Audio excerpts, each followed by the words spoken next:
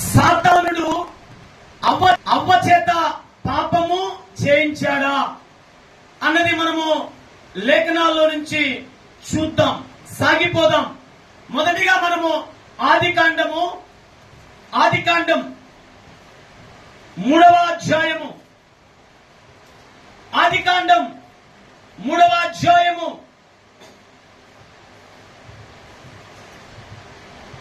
1 నుంచి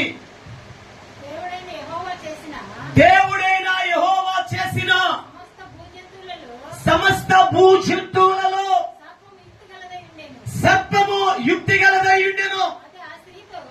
అది ఆ స్త్రీతో, ఇది నిజమా? ఈ తోట చెట్లలో దేని ఫలములైనను మీరు తినకూడదని దేవుడు చెప్పెనా అని అడిగెను.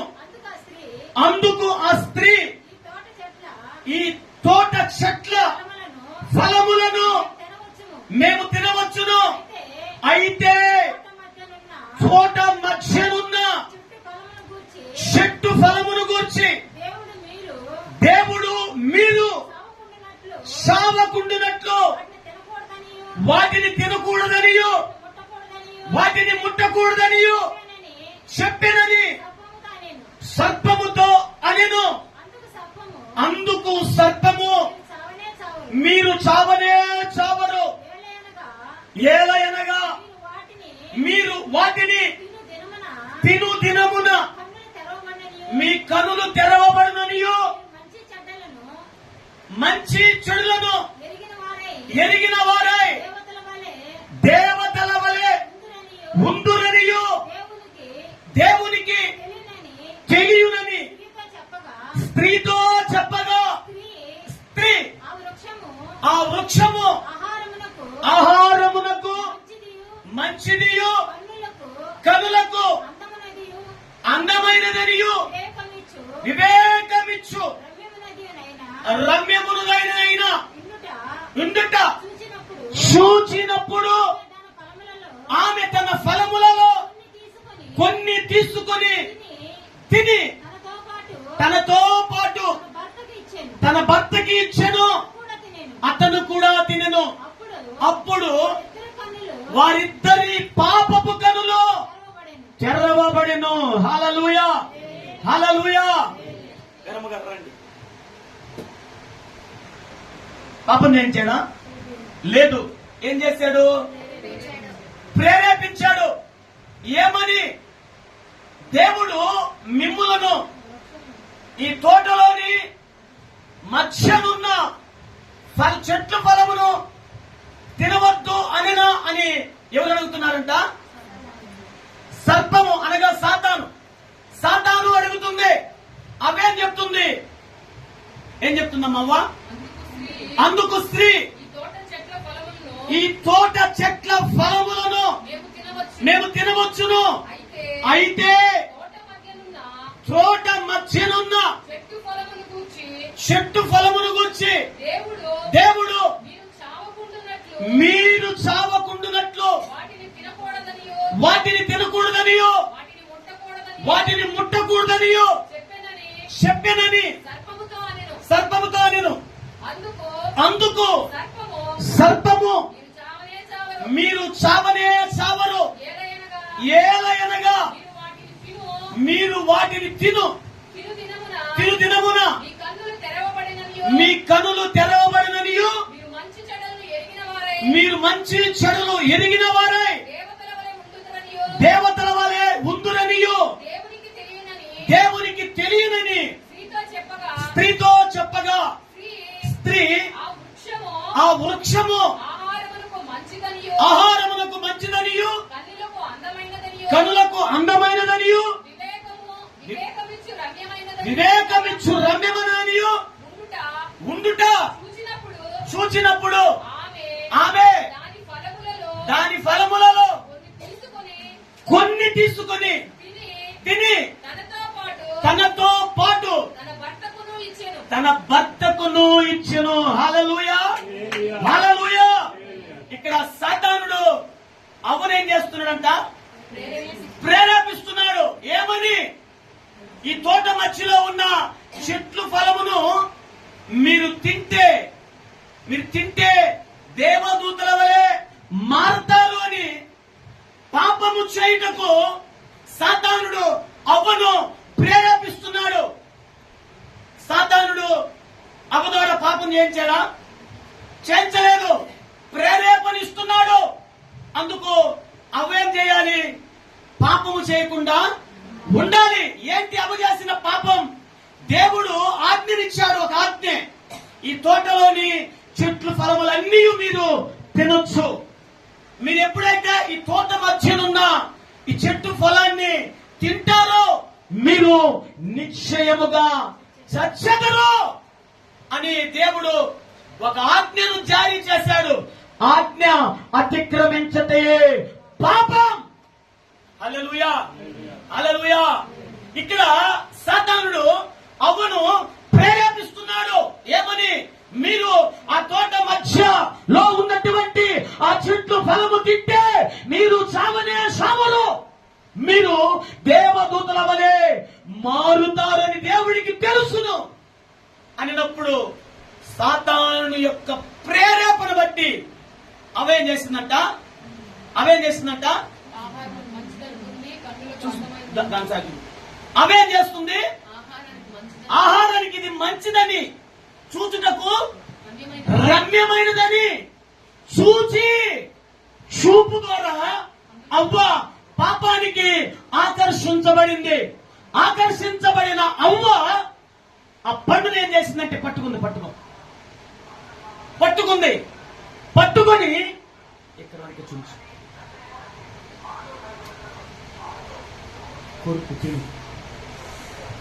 కొరుకు నవ్వద్దు. అవేం చేసిందంట? సాతాను యొక్క ప్రేరేపణ బట్టి ఆ పండును, దేవుడు తినుతున్నటువంటి ఆ యొక్క ఫలాన్ని ఆమె తిన్నది. ఆమె తినుటకే కారణము కాకుండా తన యొక్క భర్త అయినటువంటి ఆదాముకు కూడా ఆ పండులోంచి, ఆ ఫలలోంచి కొన్ని ఫలాలను తీసుకెళ్లి ఆమెకు తినిపించింది. అప్పుడు వారిద్దరూ దేవుని దృష్టిలో పాపము చేసిన వారైనారు. ఇప్పుడు చెప్తాను, సాతానుడు అవ్వ చేత పాపం చేయించాడా? ప్రేరేపించాడు. కానీ పాపం చేసింది ఎవరు?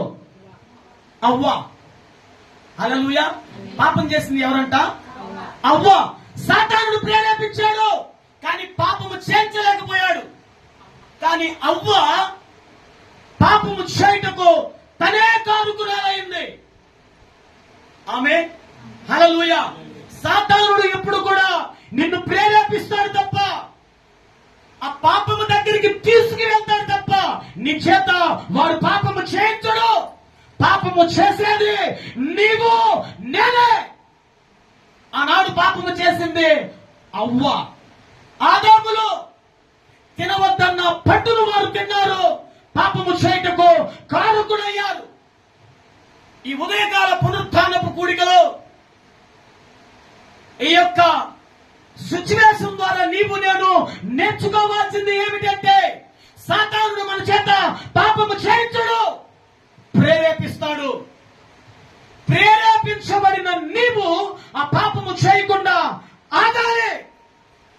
నువ్వెప్పుడైతే ఆగకుండా పాపము చేస్తావో నీ హృదయములో నుంచి దేవుడు ఏమైపోతాడు? దూరమైపోతాడు. ఆ దినాలలో అవ్వ ఆదాము ఆ పండును తిన్నారు. ఆ పండును తిన్న కారణాన్ని బట్టి అవ్వ ఆదాములు దేవుడికి దూరమయ్యారు. ఎందుకంటే వారు పాపము చేశారు. ఆ పాపము చేసిన కారణాన్ని బట్టి ఆదాము అవ్వలు దేవుని సన్నిధికి దూరమయ్యారు. ప్రతి దినాన దేవునితో మాట్లాడుతున్నటువంటి ఆదాము అవ్వలు ఎప్పుడైతే పాపము చేశారో, ఆ పాపాన్ని బట్టి, ఆ పాపము చేసిన కారణాన్ని బట్టి అవ్వ ఆదాములు దేవునికి దూరమయ్యారు. ఏదోము తోటలో ప్రతిరోజు ఆదాము అవ్వలతో దేవుడు మాట్లాడుతున్నాడు. ఎప్పుడైతే ఆదాము అవ్వలు పాపము చేశారో, ఆ పాపాన్ని బట్టి వారు దేవునికి దూరమయ్యారు. నిన్ను దేవునికి దూరం చేసేదానికి వాడు ప్రేరేపిస్తాడు. ఆ ప్రేరేపణకు నువ్వు ఎప్పుడైతే లొంగిపోయి నీవు పాపము చేయుటకు ఇష్టపూర్వకముగా ఇష్టపడి నీవు నీ చూపులతో నీ చేతులతో పాపము చేయుట ప్రారంభిస్తావు, దేవాది దేవుడు నీ హృదయములో నుంచి దూరముగా వెళ్ళిపోతాడు.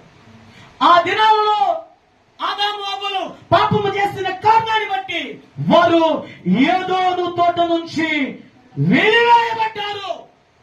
ఏదోను తోట అనగా దేవుడు నివసించే సన్నిధి, దేవుడు ఆదాము అవ్వలతో మాట్లాడే సన్నిధి. ఆ సన్నిధికి దూరము నాటికి కారణము సాతానా అవ్వ? చెప్పాలి, అవ్వ. సాతానును ప్రేరేపించాడు. ఆ ప్రేరేపణ బట్టి అవ్వ పాపము చేసింది. అవ్వ చేసిన పాపాన్ని కారణాన్ని బట్టి ఆదాము అవ్వలను ఆ ఏదోను తోట నుంచి గెంటివేయబడ్డారు, నెట్టివేయబడ్డారు, త్రోసివేయబడ్డారు. హల్లెలూయా, హల్లెలూయా, హల్లెలూయా. అలాగే భక్తులు ఎంతో మంది కూడా సాతాను ప్రేరేపించినటువంటి ఆ ప్రేరేపణకు బట్టి దేవునికి దూరం అయిపోయినటువంటి వారు చాలా మంది భక్తులు ఉన్నారు. వారిలో మరి ఇంకొకరిగా మనము చూసినట్లయితే దావీదు. ఎవరంట? దావీదు కూడా ఒకానొక దినాన ఆయన యుద్ధమునకు పోవాల్సిన సమయము, యుద్ధములో ఆయన ఉండి అన్ని చూసుకోవాల్సిన పరిస్థితి. కానీ ఆయన ఆ యుద్ధానికి పోకుండా ఆయన ఏం చేస్తున్నాడంటే, ఆయన రాజనగరం వంటి ఆ నగరంలో మిద్ది మీద ఎక్కి ఆ మిద్ది మీద ఆయన అటు ఇటు తిరుగుతున్నాడు. తిరుగుతున్నప్పుడు సాతానుడు ఆయన ఏం చేస్తున్నాడంట? ప్రేరేపిస్తున్నాడు. బెతస్బా అనబడే ఒక అందమైన యువతి, అందమైన స్త్రీ స్నానము చేస్తుంది. చూడు, ప్రేరేపించాడు సాతానుడు. సాతానుడు ప్రేరేపించినప్పుడు దావీదు ఏం చేస్తున్నాడంట? ఏం చేశాడు? చూశాడు. 2వ సమూయేలు గ్రంథం 11వ అధ్యాయము 2 నుంచి 4 దాకా మనం చూసినట్లయితే,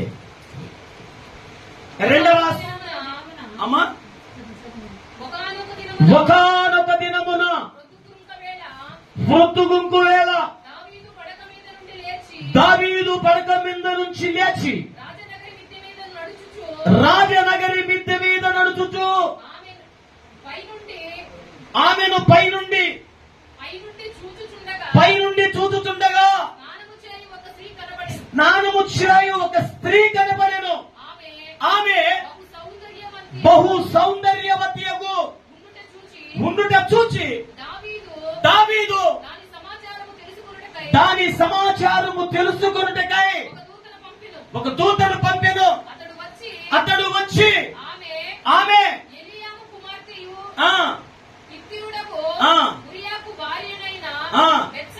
బెత్షెబా అని తెలియజేయగా దావీదు దూత చేత ఆమెను పిలువనంపెను. ఆమె అతని యొద్దకు రాగా అతడు ఆమెతో శయనించెను. హల్లెలూయా. ఇక్కడ చూడండి, అందరూ నా సైడ్ చూడండి. సాతానుడు దావీదును ప్రేరేపించాడు. అంతేకాని సాతానుడు దావీదు ద్వారా పాపము చేయించలేదు. వాడి యొక్క ప్రేరేపణకు లోబడిన దావీదు బెతస్బాతో ఏం చేశాడంట? పాపము చేశాడు. ఇక్కడ పాపము చేసింది దావీదు ద్వారా సాతానుడు చేయించాడా? దావీదే చేశాడు. సాతానుడు దావీదును ప్రేరేపించింది. కానీ దావీదు ఆ ప్రేరేపణకు లొంగిపోయి బలహీనుడైపోయి బెతస్బాతో పాపము చేశాడు. రాజు ఆ స్థితిలో అప్పుడు ఏం చేయాలి? ఆయన యుద్ధమునకు బయలుదేరి వెళ్ళాలి. యుద్ధము జరిగే దగ్గర రాజు ఉండాలి. కానీ తన ప్రజలను విడిచిపెట్టి, అక్కడ యుద్ధము చేస్తున్నటువంటి ఇశ్రాయేలు ప్రజలను విడిచిపెట్టి దావీదు తన నగరి మీద ఆయన తిరుగుతూ ఉన్నాడు. హల్లెలూయా. సాతానుడు మిమ్మల్ని ఎప్పుడు ప్రేరేపిస్తాడో తెలుసా? ఖాళీగా ఉండి అటు ఇటు తిరుగుతూ ఉంటారు చూడండి. ఖాళీగా ఉండి ఆలోచిస్తుంటారు చూడండి. ఖాళీగా ఉండి ఏమి తోచక, ఏమి చేయాలో నీకు తెలియక ఆలోచిస్తుంటావు చూడండి. అప్పుడు సాతానుడు ప్రతి మనిషిని ప్రేరేపిస్తాడు. హల్లెలూయా. సాతానుడికి నీవు నేను అవకాశము ఇవ్వకుండా గ్రంథము చదువుతూనో, ప్రార్థన చేస్తూనో, పాటలు పాడుకుంటూనో నువ్వు ఉన్నట్లయితే వాడి ప్రేరేపణకు నీవు లోబడవు, వాడికి నీవు సమయము ఇవ్వవు. నువ్వెప్పుడైతే దావీదు వలె ఖాళీగా అటు ఇటు తిరుగుతూ ఉంటావో, ఏ పని బాట లేకుండా, పని చేయకుండా అటు ఇటు తిరుగుతూ ఉంటావో, ఆ పరిస్థితుల్లో సాతానుడు నిన్నేం చేస్తాడంట? ప్రేరేపిస్తాడు. సాతానుడు ప్రేరేపించిన కారణాన్ని బట్టి దావీదే పాపము చేశాడు. దావీదు ఏం చేస్తాడంట? పాపము చేశాడు. సాతానుడు దావీదు ద్వారా పాపము చేయించలేదు. పాపము చేసింది దావీదే.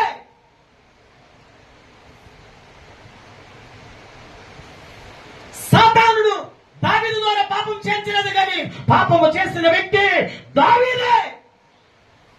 దావీదే. ఈ ఉదయకాల పునరుద్ధానపు కూడికలో దేవుడు నీతో మాట్లాడుతున్న మాటలు ఏమిటంటే, సాతానుడు మనల్ని ప్రేరేపిస్తాడు. ఎంతవరకో తెలుసా? ఎప్పటి వరకో తెలుసా? ఎంత దూరము వరకో తెలుసా? నిన్ను పాపము చేసే అంతవరకు వాడు ప్రేరేపిస్తూనే ఉంటాడు. కానీ వాడు నీ చేత పాపము చేయించడు. పాపము చేసేది నీవే, పాపము చూసేది నీవే, పాప మార్గములో నడిచేది నీవే. హల్లెలూయా, హల్లెలూయా. మరి యూదా ఇస్కరియోతు కూడా సాతాను ప్రేరేపణ ద్వారా యూదానే దేవుణ్ణి పట్టించే విషయంలో పాపము చేశాడు. సంసోను కూడా ఇశ్రాయేలు ప్రజలను రక్షించాల్సిన వ్యక్తి వేశ్య దగ్గరికి వెళ్ళి సంసోనే పాపము చేసి దేవుని సన్నిధికి దూరమయ్యాడు. కోరాహు కుమారులు దేవుని సన్నిధిలో ఉండి కూడా సాతాను ద్వారా ప్రేరేపించబడి అసూయ ద్వారా పాపమునకు దాసులయ్యి పాపము చేసి భూమి నెరవిడి పాతాళములోకి దిగిపోవుటకు కారకులయ్యారు. ఆమేన్, హల్లెలూయా. ఇద్దరు వ్యక్తులు ఉన్నారు. సాతాను ప్రేరేపిస్తున్నా కూడా పాపము చేయని వ్యక్తులు. వారిలో ఒకరు యేసోబు. చప్పట్లు కొడితే ఉన్నాను మైంటారు. వారిలో ఇంకొకడు యోబు. వారిలో